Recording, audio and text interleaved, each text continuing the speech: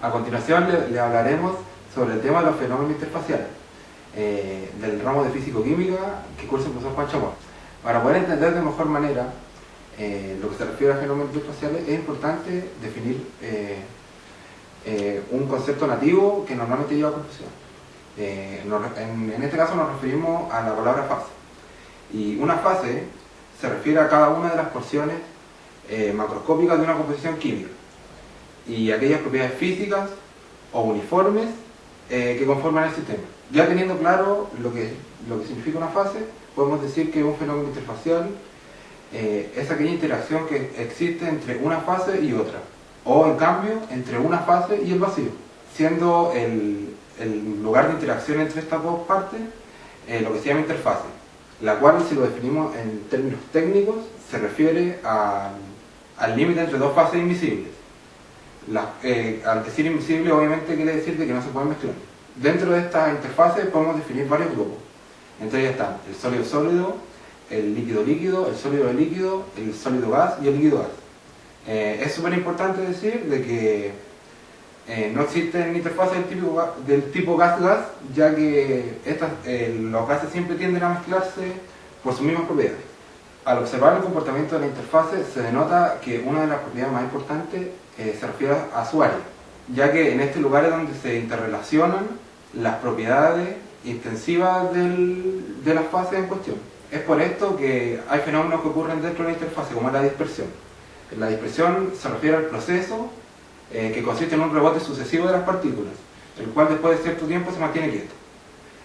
Ya conociendo aspectos básicos dentro de un fenómeno interfacial, ahora nos adentraremos a investigar y a definir cada uno de los tipos de fenómenos interfaciales y del comportamiento de las variables y además de cómo éstas afectan al proceso interfacial. Si hablamos de la tensión superficial, debemos definir que es una fuerza perpendicular a la superficie del líquido, la cual está dirigida hacia el seno de él, actúa en forma perpendicular y se refiere a 1 centímetro de línea por la longitud de la superficie. Si lo vemos desde un punto de vista macroscópico, podemos observar la tendencia espontánea a todo sistema a minimizar su área superficial. Por ejemplo, un líquido sin fuerza externa siempre tiende a tomar una forma de esfera, ya que existe una relación área-volumen que es menor. Y si lo miramos desde un punto de vista molecular, existirán fuerzas intermoleculares, las cuales conjuntas forman la cohesión del líquido y minimizan su energía interna, por lo tanto. Si consideramos la interacción entre las partículas de un líquido, observaremos que las partículas que están en la parte interior del líquido tienen fuerzas de cohesión que apuntan a distintas direcciones, haciendo de que su fuerza neta sea cero. En cambio, las partículas que se encuentran en la periferia tienen una fuerza neta mayor, ya que estas no tienen partículas sobre ellas. Es por esto que estas siempre tienden a ir hacia el centro del líquido. Dado esto y mencionado anteriormente respecto al nivel macroscópico, podemos decir que la fuerza o el trabajo realizado sobre un área para aumentar dicha área se refiere a la tensión superficial, la cual la podemos definir con la siguiente fórmula, la cual se refiere al diferencial de trabajo partiendo del diferencial de área. Dentro de las propiedades de la tensión superficial, la más importante es la temperatura, ya que esta hace que la tensión superficial disminuya al aumentar. En caso de hablar de las propiedades de la tensión superficial, es importante decir que la temperatura es una de ellas. En el caso de la temperatura, a medida que va aumentando esta, hace de que la tensión superficial disminuya. Esto se debe al aumento de la agitación de las partículas en el líquido y haciendo este movimiento que las fuerzas intermoleculares vayan disminuyendo. Esto por consecuencia tiene que cuando el líquido llega a su temperatura crítica, la tensión superficial será cero.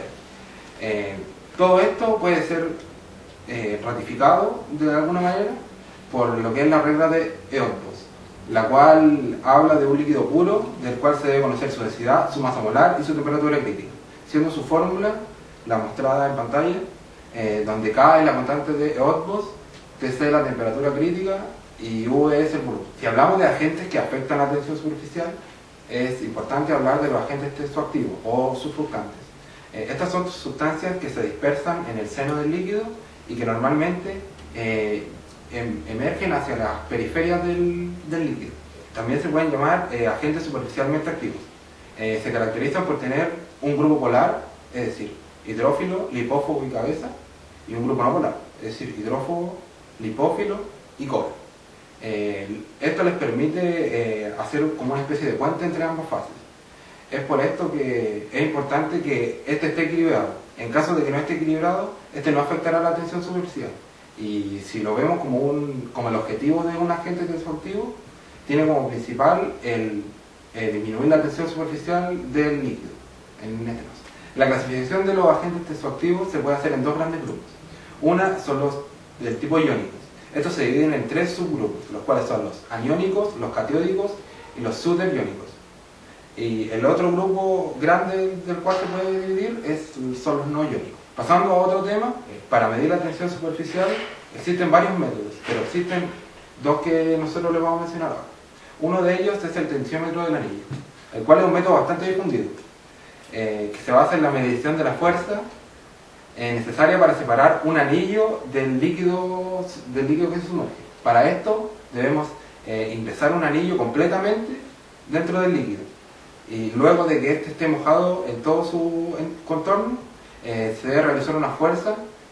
Obviamente, antes de realizar la fuerza se debe saber la cantidad de fuerza que se va a realizar, y ya con estos datos ya podemos aplicar la fórmula del tensiómetro del anillo, la cual es la que se refleja en pantalla, donde F es la fuerza que se realiza para extraer el anillo y R es el radio del anillo. El otro método usado es el método de la placa de Wilhelmsen. El método consiste en introducir una placa de platino de geometría conocida dentro de un recipiente con un líquido valuar. La placa se sostiene con un soporte, el cual tiene arriba de él un dinamómetro, el cual mide la fuerza con la cual se va a retirar de la misma manera que se retiró el anillo, pero en este caso la placa. Por esto es importante tener distintas variables de la placa, las cuales son el largo y el grosor, lo cual se puede ver reflejado en la fórmula, donde F es la fuerza que ejerce el dinamómetro, L es el largo de la placa y D es el espesor. La energía superficial se le denomina a la energía potencial correspondiente a todas las moléculas de la superficie de un líquido, debido a las fuerzas atractivas moleculares adyacentes. En el estado de equilibrio, la energía es mínima. Es por esto que la superficie tiende a presentar la menor longitud posible, ya que las moléculas ubicadas en la periferia de la fase intentan ubicarse en el medio del líquido. El resultado de esto es la aparición de una fuerza tangencial, la cual nosotros ya acabamos de mencionar, que es la tensión superficial. Es por esto que se debe tener muy en cuenta que la energía superficial y la tensión superficial están totalmente enlazadas la una con la otra. La tensión superficial es un fenómeno físico en el que la superficie de un líquido se comporta como una membrana elástica. En el interior del líquido, cada molécula se encuentra rodeada por otras moléculas en todas las direcciones, de forma que las fuerzas atractivas entre ellas se compensan. En cambio, en la superficie, al no haber más moléculas fuera, éstas se atraen con más fuerza, formando una fina barrera. Simplemente dejándola caer de plano, la cuchilla se sujeta sobre la superficie del agua. Ahora vamos a intentar lo mismo sobre el etanol. Directamente se hunde.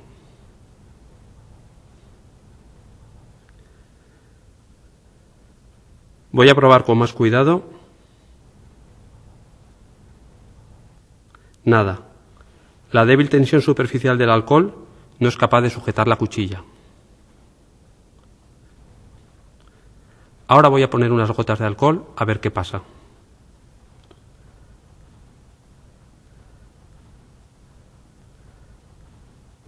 La cuchilla se hunde al disminuir la tensión superficial. Voy a colocar esta cuchilla de cúter con este alambre doblado. También lo podéis hacer con un tenedor.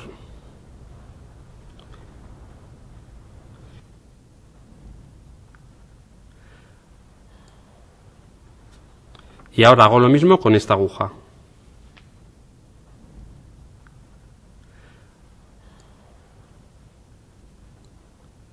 A continuación voy a añadir un poco de lavavajillas. Se trata de un jabón, o mejor dicho, de un detergente.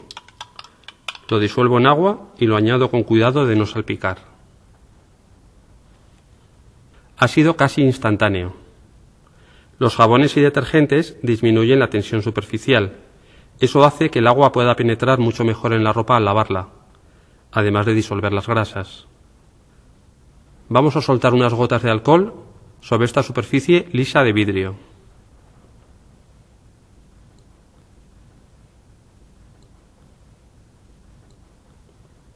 Y ahora lo mismo, pero con agua en vez de alcohol.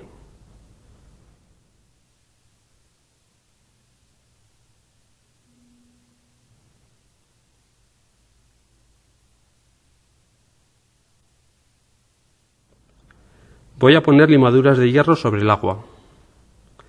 Gracias a la tensión superficial del agua conseguimos que la mayor parte del hierro no se hunda. Ahora vamos añadiendo alcohol.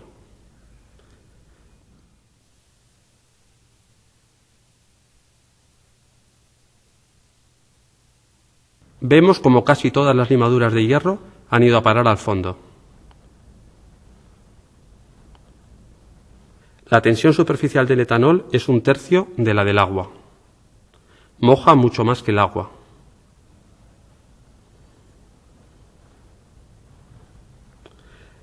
En cambio, la tensión superficial del mercurio es 6 veces superior a la del agua. Es por ello que el mercurio, a pesar de ser un líquido, no moja. La tensión superficial es la responsable de la forma casi esférica de las gotas de agua. Si hablamos de la curvatura de la interfase, el efecto de la tensión superficial es minimizar el área interfacial resultante de la formación de la interfase curva. Esta curvatura provoca diferencias de presión entre el interior y el exterior de la fase más curvada, lo que, como se va a ver, tiene dos grandes consecuencias, la cual es el cambio de la presión de vapor y la capilaridad. Si hablamos del cambio de la presión de vapor, debemos irnos inmediatamente a lo que es la ecuación de Young-Laplace, la cual describe la dependencia de la presión de una fase con la curvatura de la superficie que la limita. Supongamos que una fase está formada por una burbuja de radio R. La esfera se encuentra en una situación estacionaria. Las fuerzas que intenten comprimir esta burbuja, es decir, la fuerza exterior y la tensión superficial, deben estar en equilibrio con la fuerza que intenta expandirla, es decir, la presión interior. Es por esto que Young-Laplace se basó en esto para definir esta fórmula, la cual habla de la presión interior, de la presión exterior y de la tensión superficial, además del radio de la burbuja que anteriormente expliqué. Por otra parte, si hablamos de la capilaridad, al introducir un tubo capilar en un líquido, este asciende o desciende por el mismo tubo capilar. Este fenómeno se llama capilaridad. Este fenómeno viene determinado por las interfaces que limitan las columnas del líquido. Estas interfaces son la tubo líquido, la tubo gas y la líquido gas, siendo la única que posee tensión superficial la perteneciente al líquido con el gas. Es por esto que cuando se tienen interfaces del tipo líquido-gas, estas no son planas y siempre forman un menisco, sin saber a ciencia cierta si es un menisco hacia arriba o hacia abajo. Para eso se debe saber de qué tipo es el líquido estudiado. Propiedades termodinámicas de las interfaces. La espontaneidad de la reacción desde el punto de vista termodinámico está denominada por el valor de la energía libre de Gibbs. Se obtiene a partir de las primera y segunda ley de la termodinámica. En la primera ley de la termodinámica podemos expresar la variación de la energía interna en función del calor Q y el trabajo W, como el diferencial de la energía interna igual al diferencial del calor más el diferencial del trabajo. Ahora expresamos la variación para el calor para un proceso reversible en función de la entropía como el diferencial del calor igual a la temperatura por el diferencial de la entropía. Según la segunda ley de la termodinámica, si el trabajo es solo presión por volumen y debido al área superficial, se tiene que el diferencial del trabajo es igual a menos la presión por el diferencial del volumen más la tensión superficial por el diferencial de área. Entonces, sustituyendo las ecuaciones se obtiene la variación de la energía interna. Como podemos observarlo en la pantalla, la primera es aplicada a la primera ley de la termodinámica. La segunda ecuación está aplicada a la segunda ley de la termodinámica. Y la tercera es el diferencial del trabajo igual a la presión por el diferencial del volumen más la tensión superficial por el diferencial de aire. Reemplazando 2, 3 en 1, podemos obtener la siguiente ecuación que se muestra en pantalla, la número 4.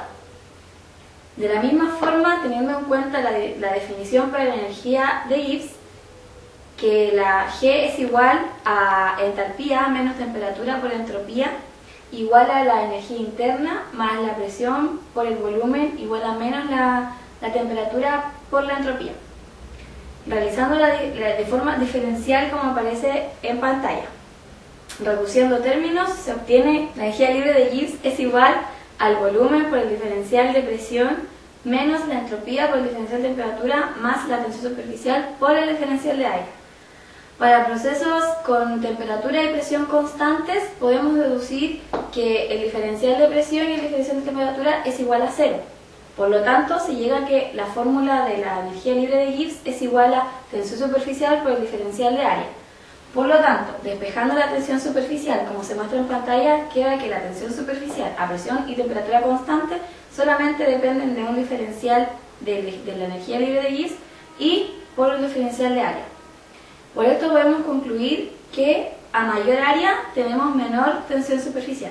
Energía libre superficial de adhesión partícula-burbuja. Para que ocurra la adhesión partícula-burbuja tenemos que tener presente que debe en el medio estar presente 3 fases, sólido, líquido y gas, en equilibrio, con las cuales estableceremos una relación mediante la ecuación de Young, con las energías libres de la interfaz aire-partícula, aire-líquido, donde I, que aparece en la fórmula, es la energía libre de cada interfaz. Queda, como aparece en pantalla la fórmula, la energía libre del sólido gas menos la del sólido líquido menos la del líquido gas. Esta ecuación mostrada en pantalla representa el cambio de energía libre superficial de adhesión partícula-burbuja para cada medio. En la adhesión entre una burbuja y una partícula se pueden distinguir 3 etapas. La primera etapa es la colisión o el encuentro que deben de tener la partícula y la burbuja. La partícula y la burbuja, donde ésta debe cumplir con requisitos termodinámicos e hidrodinámicos. El segundo es el adelgazamiento de la película de agua o el film que separa la burbuja del sólido y hasta que se produzca una ruptura formando una nueva interfaz. La separación partícula-burbuja pueden existir fuerzas moleculares que pueden ser enlaces de Van der Waals que se caracterizan por un bajo calor de interacción, las fuerzas eléctricas que se originan con la interacción de dobles capas presentes en un medio acuoso o en el agua, y 3, el equilibrio del contacto y su establecimiento como tal. A esto se refiere con el ángulo de contacto que mi compañera Naisa va a profundizar. Para comprender mejor la adhesión partícula-burbuja debemos entender el proceso de flotación. ¿Qué es la flotación? Los procesos de flotación son usados para separar o concentrar minerales o otras especies químicas. La separación por flotación es el resultado de muchos procesos físico-químicos complejos que ocurren en la interfaz sólido-líquido, líquido-gas y sólido-gas. La flotación depende de la probabilidad de que la partícula se una a la burbuja en la celda de flotación, la cual está determinada por la hidrofobicidad de la superficie de la partícula.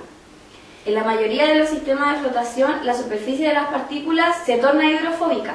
¿Por qué quiere decir esto? En Chile, la mayoría de las plantas metalurgistas, el mineral que trata para flotación son hidrofílicos.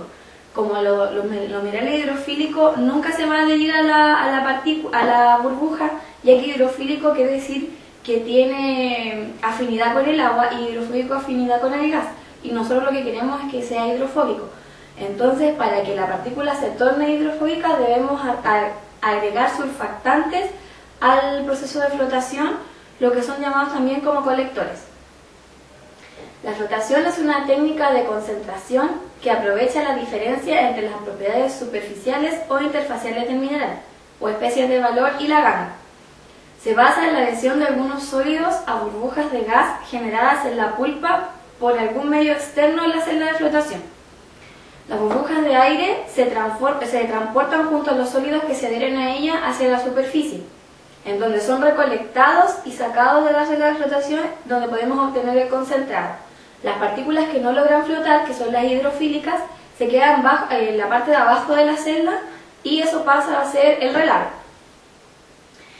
De este modo, la condición de flotabilidad es una fuerte adhesión entre las partículas útiles y las burbujas, las cuales deben ser capaces de soportar la agitación y la turbulencia de la celda, ya que si éstas no son capaces de soportar la turbulencia de la celda, no podrá subir la partícula útil a través de la burbuja y se va a reventar antes de que llegue a la superficie, y no podremos obtener el concentrado. Al contrario de otros métodos de concentración, en la flotación es posible variar la diferencia entre las propiedades útiles y la ganga, modificando el ambiente químico y electroquímico del sistema mediante la adecuada selección de los reactivos químicos adicionados. Estos pueden ser colectores, espumantes, depresores o modificadores de pH. Los reactivos alteran la tensión superficial y hacen volver a la superficie de la partícula a tornarla hidrofóbica. Los espumantes alteran la tensión superficial de los líquidos y hacen que la espuma sea más resistente. Los colectores son los que cumplen la función de que se torne hidrofóbica la superficie de la partícula. Los depresantes cumplen la función contraria a los colectores. Los depresores hacen que las partículas hidrofílicas no floten. Los modificadores de pH. Estos reactivos pueden ser de tres tipos: modificadores de pH, activadores y depresores. En general, en flotación se ocupa los modificadores de pH para trabajar con un pH adecuado en el cual el mineral debe flotar. Por lo general se flota con un pH básico, pero esto va a depender netamente de la naturaleza del mineral. Mojamiento y distribuciones de fases. La mojabilidad es la tendencia a un fluido a unirse a la superficie de un sólido en presencia de otros fluidos invisibles, de tal forma de ocupar la mayor área posible en contacto con el sólido. Los fluidos se clasifican en dos tipos, debido a su grado de mojabilidad: los mojantes y los no mojantes. Los mojantes son los que mojan por completo la superficie del líquido y abarcan una mayor área, y los no mojantes son aquellos que se unen parcialmente o a un solo sólido en la superficie. Esto también lo podemos diferenciar o se va a ver a más fondo en el ángulo de contacto, ya que la mojabilidad tiene mucho que ver con el ángulo de contacto. Cuando un fluido es mojable, quiere decir que es hidrofílico, y cuando no es mojable, que es hidrofóbico. Otra forma, ¿cuál se clasifican los sólidos? Es en sólidos ideales y sólidos no ideales. Los sólidos ideales son superficies planas, con composición homogénea rígida, y existe un solo ángulo de contacto a lo largo del sólido. Otra forma en la cual se clasifican los sólidos es sólidos ideales. Son superficies planas con composición homogénea rígida y existe un solo ángulo de contacto. Quiere decir que su mojabilidad es mucho menor. Y los sólidos no ideales son superficies irregulares con composiciones no homogéneas y el ángulo de contacto varía a través del sólido, o sea que es mojable, ya que podrá abarcar toda la superficie del sólido. El ángulo de contacto. La mojabilidad, como ya se explicó antes, es una propiedad que define la afinidad entre un líquido y un sólido, y el ángulo de contacto es la traducción cuantitativa de este concepto. La descripción teórica del ángulo de contacto apareció como la consideración del equilibrio termodinámico de tres fases: la fase líquida de la gota, la fase sólida de la superficie y la fase gas del aire del ambiente, que puede ser incluso otro líquido invisible. En equilibrio, el potencial químico en las tres fases deberá ser igual. Sin embargo, es conveniente embarcar la discusión en términos de energías intersuperficiales. El tamaño del ángulo entre las sustancias líquida y sólida depende de la interacción química de los materiales en la superficie. Cuanto menos interacción hay, más grande es el ángulo de contacto. Ciertas características de la superficie, como lo es la energía superficial, se puede determinar a través del tamaño del ángulo. Cuanto más grande es el ángulo de contacto, más difícil es humectar el sólido y menos cuerpos extraños podrán adherirse a la superficie. En esta imagen se puede apreciar el ángulo de contacto. En la imagen también podemos apreciar los distintos ángulos de contacto. Si el ángulo de contacto es igual a 90 y mayor que puede ser hasta 180, tenemos una partícula hidrofóbica. Si el ángulo es menor a los 90 grados, la partícula es hidrofílica. Existen distintos aparatos para medir el ángulo de contacto. Algunos específicos son el goniómetro o tensómetro, así como el uso de ordenadores con software específico. Permiten determinar el ángulo de contacto. La cohesión y adhesión. La cohesión entre las moléculas de un fragmento de una sustancia se debe a las llamadas fuerzas de interacción molecular de Van Waals. Estas fuerzas son el cemento de la materia y actúan a muy corta distancia. Existen tres tipos de fuerzas de Van der Waals, llamadas de Kepson, que es la interacción entre dipolos permanentes. La segunda es la fuerza de Debye, que es la interacción entre dipolo permanente y dipolo inducido. Y la tercera fuerza es de London, que es la fuerza de dispersión. Las dos primeras fuerzas involucran moléculas polares, mientras que la tercera se aplica a moléculas apolares. En la figura se puede ilustrar la diferencia entre cohesión y adhesión. Cohesión es la energía requerida para despegar un área unitaria entre dos caras de una misma sustancia, mientras que la adhesión es el mismo concepto aplicado a dos caras de sustancias diferentes. El llamado parámetro de solubilidad delta suministra un estimado de las fuerzas de cohesión. Delta se define tal que su cuadrado es igual a la entalpía molar de vaporización dividida por el volumen molar en estado líquido, como se puede apreciar en la imagen. También la adhesión entre dos sustancias diferentes, 1 y 2, se obtiene tomando la media geométrica entre los valores de cohesión correspondientes a la sustancia respectiva. Y esto se expresa como lo pueden ver ahí. Esta relación ilustra la diferencia entre adhesión y cohesión. Si las sustancias 1 y 2 poseen una cohesión muy diferente, como es el caso de una apolar y otra polar, el valor de la adhesión será muy distinto a ambos valores de cohesión y como consecuencia no habrá adhesión fuerte. Al contrario, si las sustancias son de la misma naturaleza y por lo tanto poseen una cohesión semejante, será la adhesión también semejante. Los conceptos de cohesión y adhesión son los que determinan las fuerzas atractivas entre partículas, gotas o burbujas dispersadas en una fase continua líquida. Estas fuerzas atractivas tienden a reunir los fragmentos de fase dispersada y por lo tanto tienden a desestabilizar la dispersión. En la figura se puede ver la presencia de una capa de surfactante absorbido en la interfase, lo que puede modificar considerablemente las fuerzas de cohesión y adhesión, puesto que éstas actúan a muy corta distancia. Es en esta propiedad que se fundamenta la acción de los agentes dispersantes, además de la posibilidad de repulsión por parte de las sustancias absorbidas que modifican las condiciones interfaciales.